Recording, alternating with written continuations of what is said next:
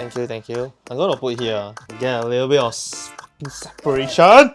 I think I'm recording. Test Actually, you're one, very two, soft. Testing 1, 2. So man. Yeah, never blame properly. Ah! Yeah, do they must play a bit.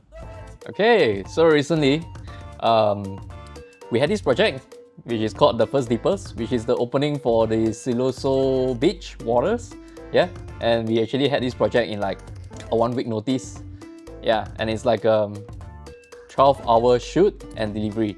Yeah, so it was great. It was fun, but it was stressful. Wow, holy shit. It's like insane, like 1 week. I think like what we did during that period of time was, I remember like you were trying to scramble and find like what flags. Just let me find Wait, the flag. yeah. Find the flag. Where's the flag? The task or like what we are given, right, is actually like is to make it waterproof and like thick enough so the sunlight won't like penetrate the flag and basically make the flag opaque, right? Yeah. So I think the total cost of the flag, right, is like 280 for 4 flags. I mean, then again, it's a rush job. It's like they rushed it out within like 4 days. So I'm you're like, given I'm cool 1 with it, week lah. Yeah. It's not that easy to like prep everything within a week. When the flags come, it didn't came.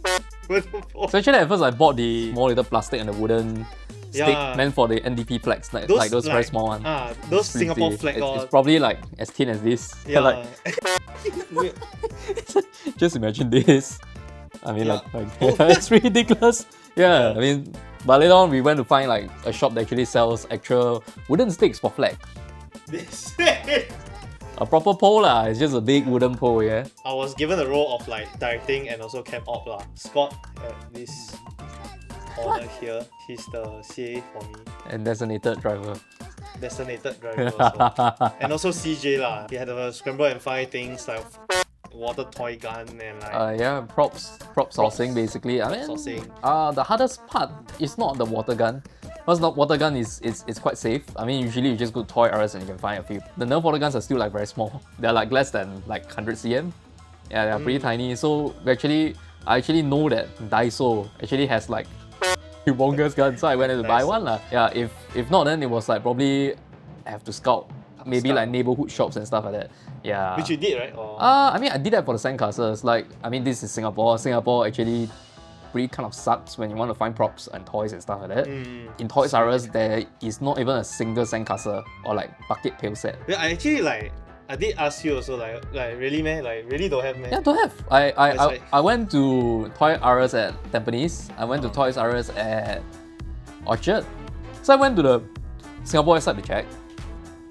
They only had like 2 or 3 of it. Yeah, but like I'm afraid that the self collection couldn't make it in time lah. So I just went to the physical shop to take a look, but then there isn't any there lah. Yeah, so I actually had to go around my neighborhood or like nearby my house, all these neighborhood random toy shops and stuff like that. No more. Yeah, man, this like walking humongous. I decided to use the camera Red Komodo.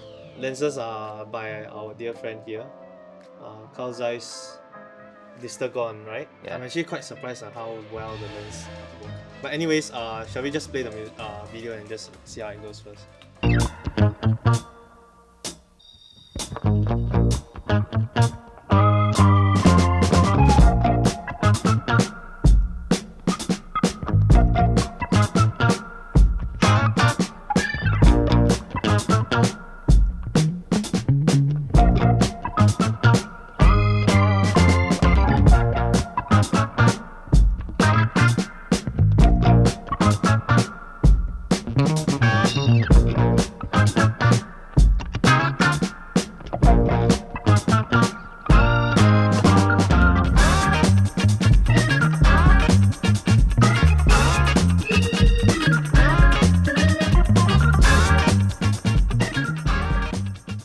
As you can see,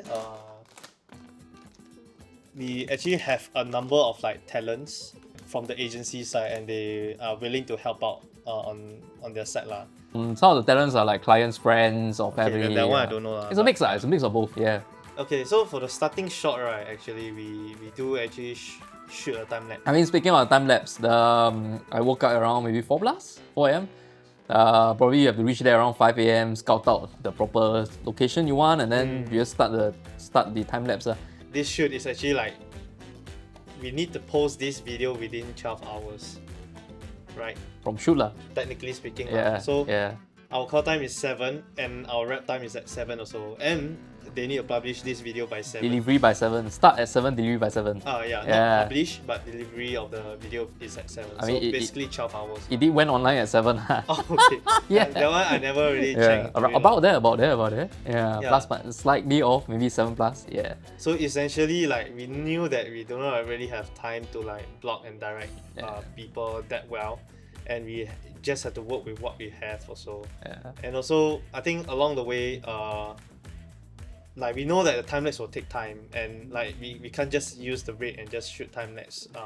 While we can actually shoot something else. Yeah. And we also know that, I mean, like, it's gonna be a long day, it's gonna be a very rush day.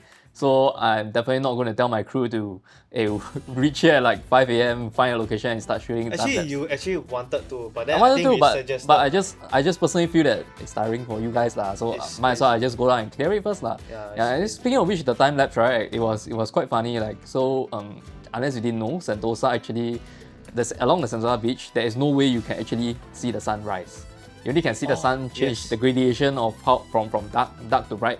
And then see it, yeah. So in the brief there was like, I'd like to see the sunrise. I was like, you know there's no sunrise in Sentosa. So basically, right, maybe we can shoot like sunset. Sunset, yeah. Time lapse of sunset. But then like it doesn't make sense because we wanted the intro to be like sunrise. Yeah. And then if we were to reverse, yes. Yeah, it's gonna look like shit because the wave is gonna like reverse. Correct. But it's also false advertising, I would say. So I mean, like, obviously the agency don't want that also. Yeah. We reached there. Our call time is around 6:45. 6:45. Yeah, 6:45. Then I mean, we did face a few problems like I mean, like the gantry entry and that kind of things. I mean, like the staff wasn't there. So basically, the beach was closed off. The water was closed off. On the day of the shoot itself, there was still the entire red line there, which actually is prevent you from going to the sea. But basically, we had to wait for the minister to actually come down at around 10 a.m. to actually cut the ribbon before they can fully remove it. So the solution that we had was actually just to get our clients, which is Sentosa himself, to temporarily take down. temporarily kind of take it down, and then we could still see the red line and the pole. So we had to frame up, and then we look at like, okay, we can kind of still see the pole or the red, and so we just cover everything with sand. Otherwise, it went kind of smoothly. We sort of like had a mental image or like kind of prepared ourselves that okay, everything will go wrong and it will go wrong in some ways, and you know like some way or another lah. Whether like the day before, like we JH checked the weather also, and like he was thinking like, oh man, yeah. I mean the before I checked the weather forecast, it was like raining in the morning, raining in the afternoon, basically raining the entire shoot day lah. But then when I woke up, I checked again.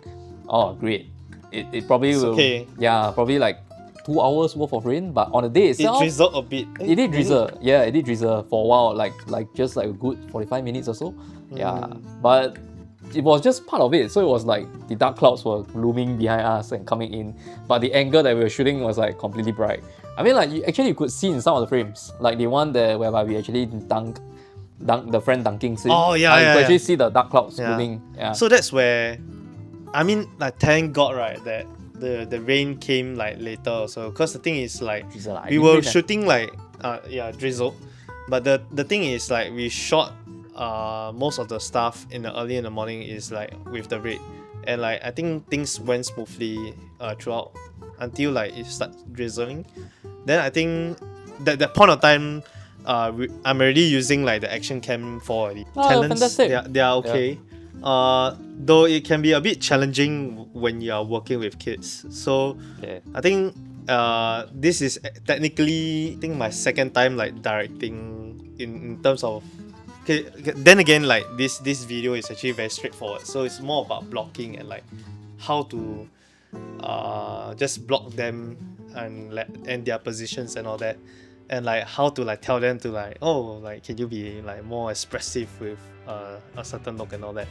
And I think one issue that I have along the way is like being able to direct kids. Because the thing is, I'm not very good at it.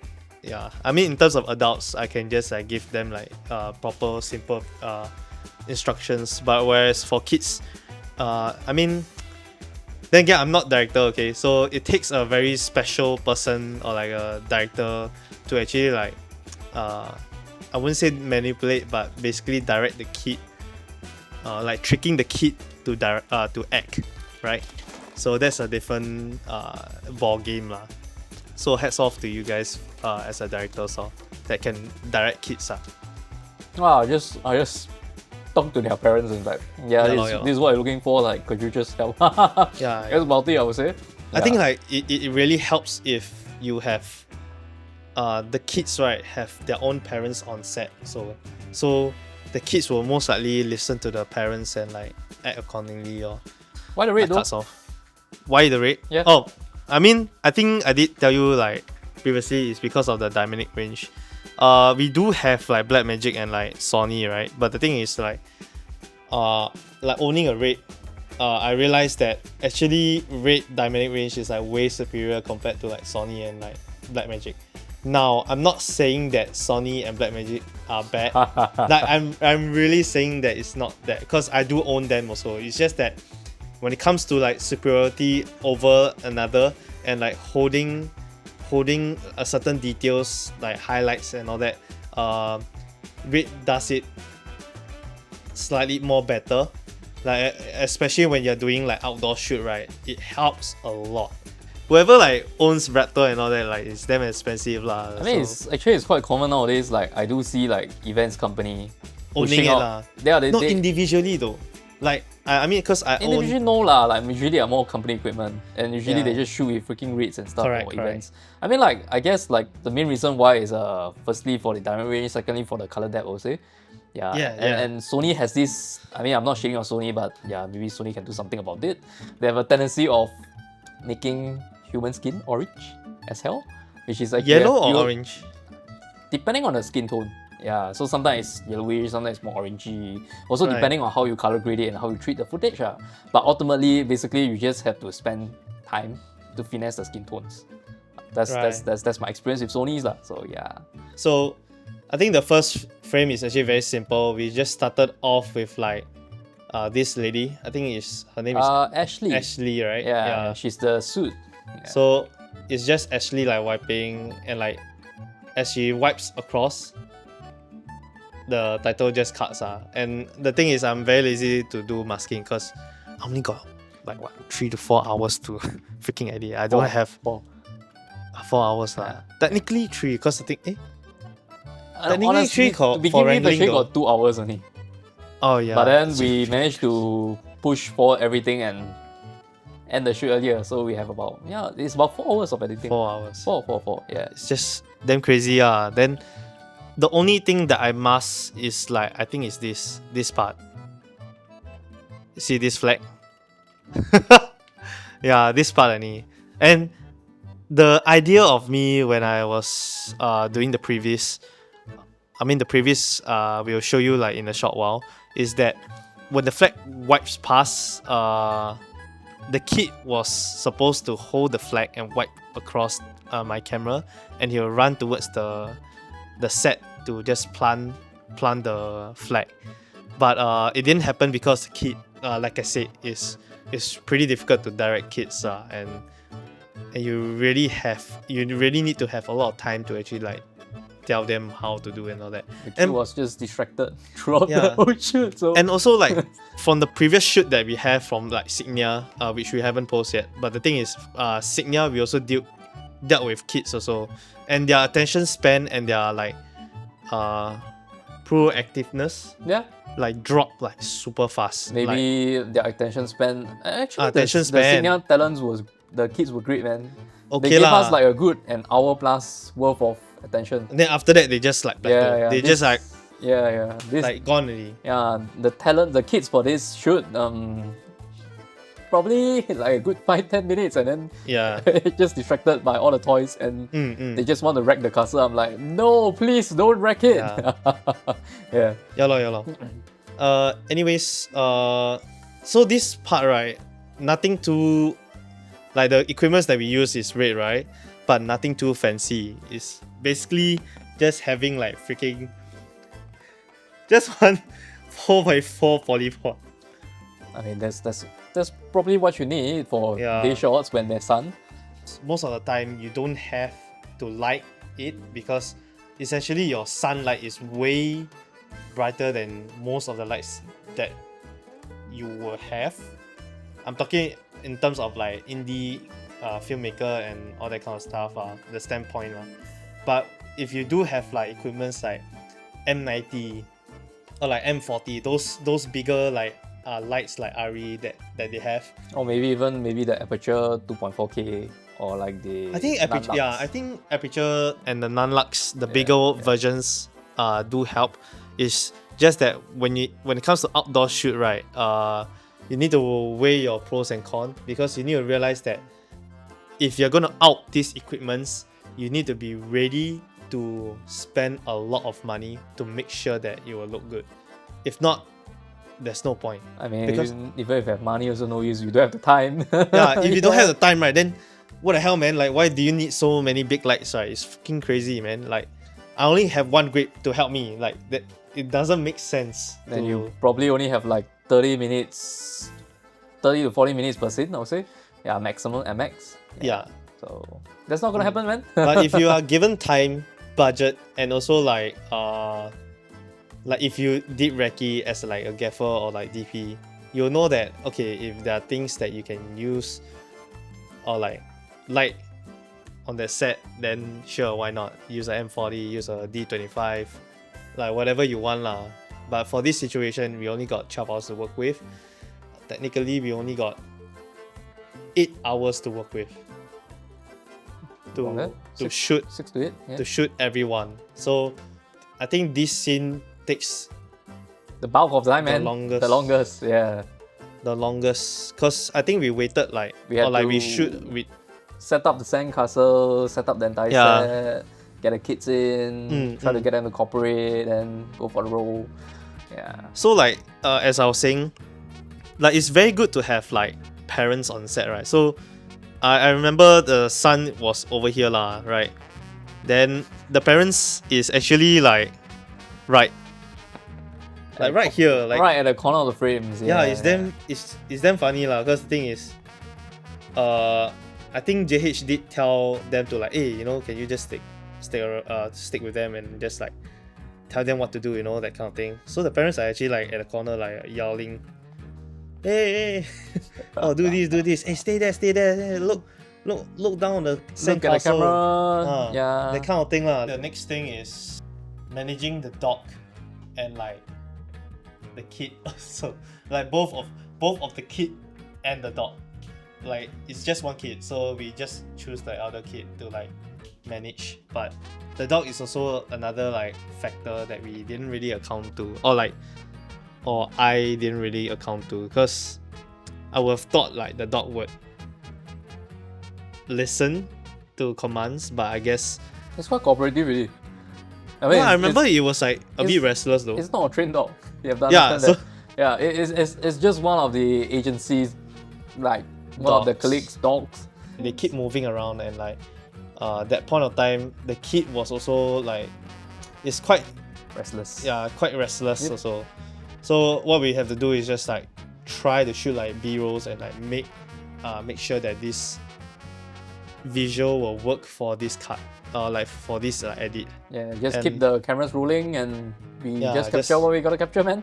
Just Yeah. roll and just do whatever we need to do. Anyways, this dog, I actually asked like CJ to just put like a 4x4 poly, which is like polyboard law, like nothing much. And we actually have like one of the talent like here, the owner, just holding the dog at the corner. As you can see, it's just right at the corner. When I was rolling, the kid actually ran up to the dog and just like, you know, pet it. So he like ran from the corner and just like pet it, you know, stroke it.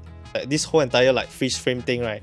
I kind of bring the shutter angle down to 140 instead of 180.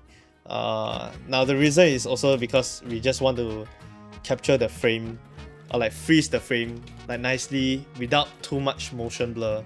So I mean that's what we have right now lah. You can really see it when the lady is running. You can see the dog tails is wagging and it's still a bit blurry, but I think 140 works a bit. I think if I can go back in time and like really change it right, I think 120 would help better actually. Like shutter angle 120 would help a lot more. After this like shot right, we actually had to go in to the water, and I decided to like, okay, let's swap the DJI Action Cam 4, and you can see the drastic difference between a proper camera, action camera. You can see like the dynamic range is not as high, and I think one thing I actually realized right, is you can't really ETTR with action cam. It really sucks. So do not overexpose your shit. Like don't even like, okay, you can use your phone and like use the histogram to like gauge, but ideally right, when you are shooting with an action cam and there's really this kind of content right, just shoot it at like plus 0.3, at most 0.7. Most of the time when I overexpose a little bit right, and I try to recover the image back right, it won't help. Like it doesn't help, and it will make the whole entire like BTS or like the video itself like clip off. In terms of like coloring right, there's no way like the action cam and the red can match like well because of their color bit rate, and then yeah lah, it sucks but I mean we have to do what we have to do right, like just to work with our own like expenses or I mean ideally like JH also did mention like if we can fucking like rehouse or like just house the Komodo and like underwater casing. Yeah. So jumping back to this, you can tell like the image is like kind of tearing apart because I tried to pull the image, as you can see. I guess that's fine when you're playing on video, but when you really like stop and pause and look at it, then you can really tell like it's cracking a little lah. You see all the flaws, all the little tiny flaws. Yeah. So that's the problem with action cam. A social delivery also, so you're not really gonna notice it. So yeah, it's not really a big of a deal. Yeah. But it still matters to us because like ideally like think what I aspire or like what we want to aim is to just shoot bigger and better contents. One way to combat this like dynamic range issue that I have with like Komodo and DJI Action Cam is what I did was actually add a little bit of halation on the highlights, or like in general the highlight tones or the highlight roll off lah. Give it a highlight better roll off. Yeah. So like you can like trick people to like think, oh, like like it's not clipping oh, it's clipping but it's like it has a like a very nice gradient lor. Yeah, that's what I did for this LUT and I think it helped a little bit, or like actually it helped a lot, because if you don't put the halation, then it will just look sharp and also very digital. It's just blown off lah. It will look digital also, because one thing about DJI Action Cam is it can be sharp at times also. Like DJI is okay because we can actually adjust the sharpness of it. Yeah, but this the negative too really. I mean like the reason why it's so sharp is because firstly it's a small sensor, secondly the optics is engineered to be sharp lah, so it's not a vintage glass. It doesn't have the so-called the cinematic quality, I would say. Correct. That look lah, you know. Yeah. But it works. Like you can see, oh my god, this part. Look at that sun, it's gone. Okay, as you can see this is the reason why we say like the dynamic range is like boo, like not good lah. Because if I were to pull it down right to a point, okay, then again, like don't get me wrong this is like there's limitations lah. So then again, this is sensor. The sun. Yeah, it's the sun. There's no way any camera can combat the freaking sun. Like, even the Komodo also probably break yeah. It's just that what I meant by that right is the dynamic range over here, like it clips off, and then I mean like it's just not nice And you can look at the skin also lah. Yeah, and like it's damn dark. Yeah. yeah, it's just damn dark. Overall, it's just quite dark. So if we will shoot with a red, we probably would retain all the shadow details and stuff on the talents, Yeah. but the highlight will still clip lah. But the clip highlights will still look pretty decent, I would say, with a pretty smooth roll off. Yeah. Okay, so basically on the day itself, I thought that actually we'll be working with 3 talents, but suddenly the agency surprised us with, hey, actually we do have an extra like talent. Do you want to use them? Client bought in 4. Yeah, so we had 4 talents to work with. So total we have 4 talents to work with, and not saying that It's a good thing. yeah, Yeah. actually technically it's actually quite good lah. Like Yeah. I kind of like it because using this 4th talent, right, I actually put this 4th talent in front of like me and like the DJI action cam, and like basically just act as a foreground kind of thing to separate the background, midground and foreground. I was given a 4 talents, right? So basically I told them to rotate each time we finish a take, and because all of them are dry, right? They're like freaking dry. So essentially I told them to like take turns. So one of them will be dry and then throw inside, then they become wet, then the wet one will go inside the foreground. So essentially we will just swap them.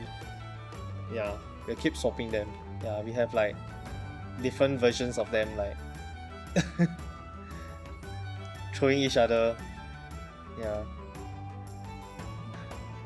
And I think like the first one was actually like very good already, because but we just didn't want to tell them, so we just like continue to shoot. Screw around with them.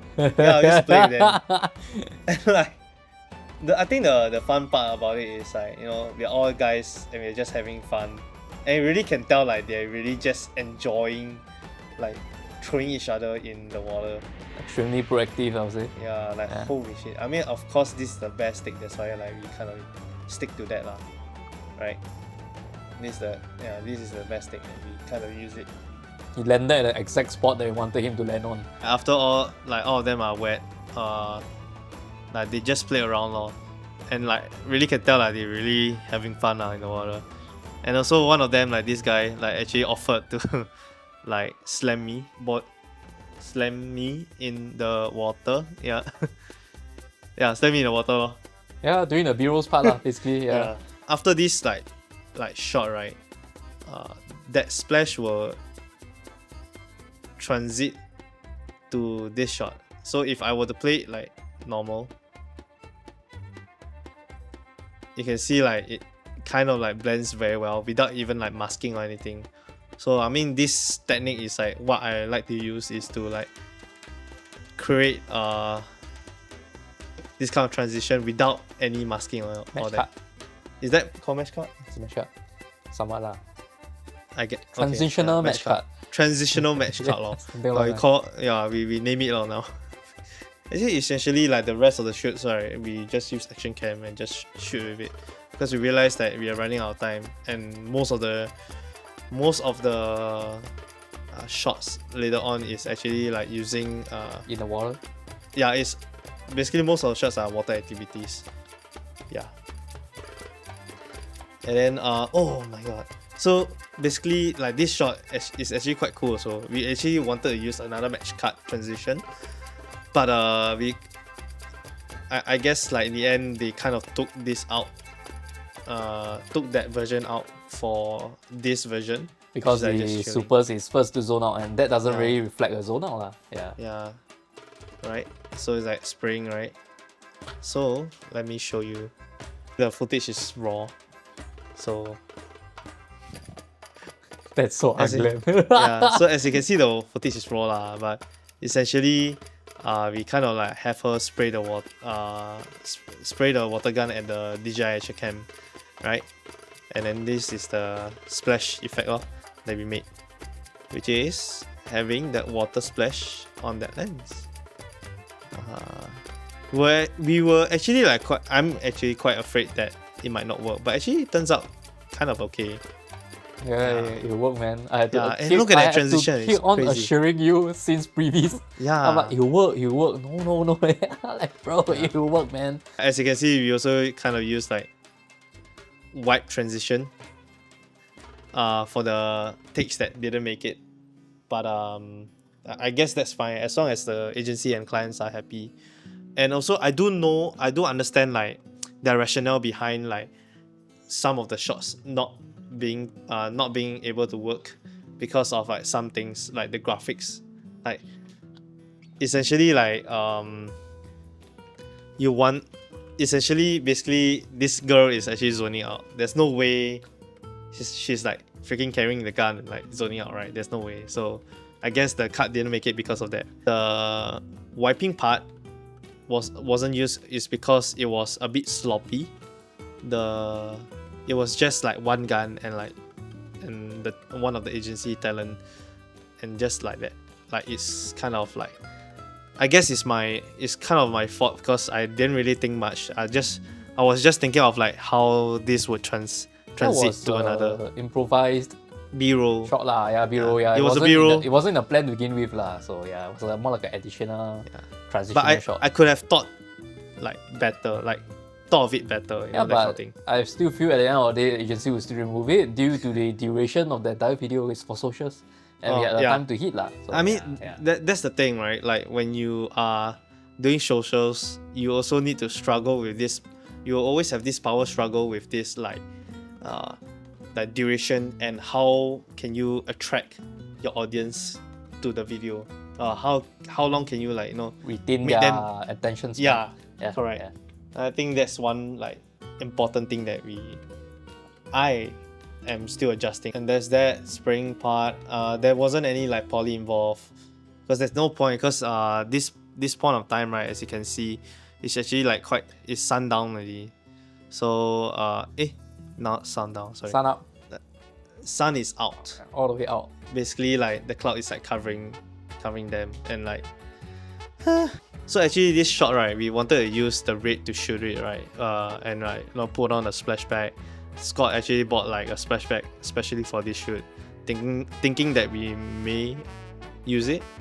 And also I thought like, okay, maybe we can use like a splashback and an ND filter to just like block off the water splash. But I think I didn't realize that we actually need to have like I wouldn't say need, but kind of need acrylic, like a transparent like filter to just protect the camera. And like Scott did actually like weigh the pros and cons between going it naked and going in with acrylic. Because like when you have acrylic, right, then you will protect the camera from like splashing and even the lens also from getting damaged and everything lah. So that's the pros of like having acrylic.